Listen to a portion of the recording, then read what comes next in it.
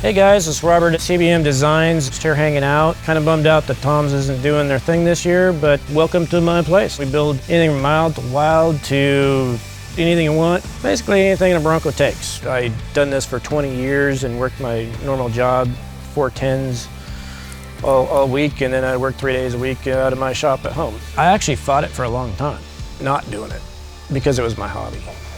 So that was the thing, is that, you know, when it's your hobby, you really don't want to create a business out of your hobby, because then you're going to not enjoy it. It's always fun to get paid and try to make enough money to do what you do and love what you do. So that's what we're trying to do.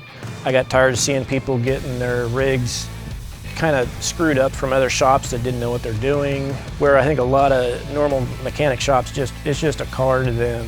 Well, I get the fact that it's not just a car. I understand that they're passionate about it, and that goes a long ways. And I do the best we can do, or I don't do it. If you want a half-assed thing where it's not, oh, I got a bunch of wrecking yard parts and throw it together, that's not what we do. If we have a new client, I generally want them, and we'll talk about different things that they want to do, and I ask them to give me some pictures of the end Bronco that they want to build, so that we're all on the same page. We do it once as good as we can do it and have a end picture of what the project's going to be.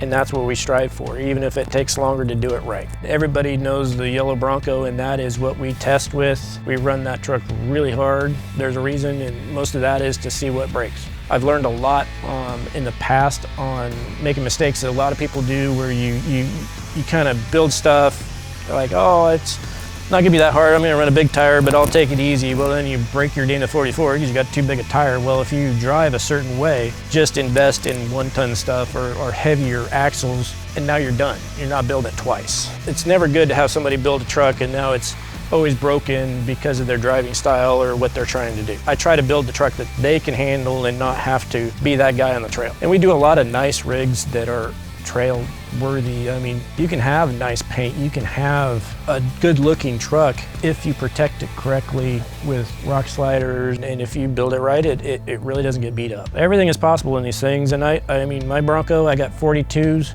600 horsepower, and I can drive that thing absolutely anywhere. Every one of these trucks has a story. The red one that's sitting right here, this guy drove this thing in high school. All these stories about all these Broncos, and they're all personal things. I mean, I got people that have had Broncos for 40 years, and it's crazy. And all the things that they did, and they met their wives in them, and whatever, and kids, and it's pretty cool.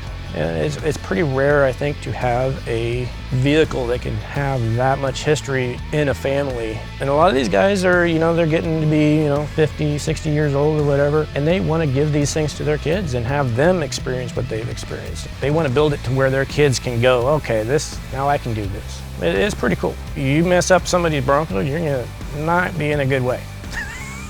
You know, so we take that very serious, and everything that we do, we touch base with the client and make sure they're all on the same page, and as best we can. These things are 50 years old, so you don't know what you're going to get into. It makes it interesting for me on what we build and how we build it, because everything here is going to be street legal-ish and drivable 100%. You can drive it at 80 miles an hour down the highway if you wanted, but it's going to take up anything you throw at it within reason because of either wheelbase or design, because they're not a trophy truck. I'm trying to build basically almost like a Ultra 4-ish type vehicle that can just take up all kinds of abuse, run out as hard as you want to run it, and then drive it home and just not give you problems. I'm a big horsepower guy. 600 horsepower in a Bronco isn't terrible. Anything above that and it's getting pretty rowdy. 500 horsepower is a very doable thing anymore, and it works really well in a Bronco, and as long as you respect it, it's a good time. I'm pretty overwhelmed on our projects right now. Now I need to do more in R&D in what we do. There's a lot of things that we need to do, and we just don't have time. Same thing with like some of the 6R80, 6-speed automatic stuff. We're working out some of the bugs, the modern shifter stuff, and I'm hoping to get all that done. And then we're hiring a few more fabrication guys and get those guys trained up and tuned up, and then yeah, game's on that, so it'll be good. We got some good skilled guys, and you know, I need 36-hour days.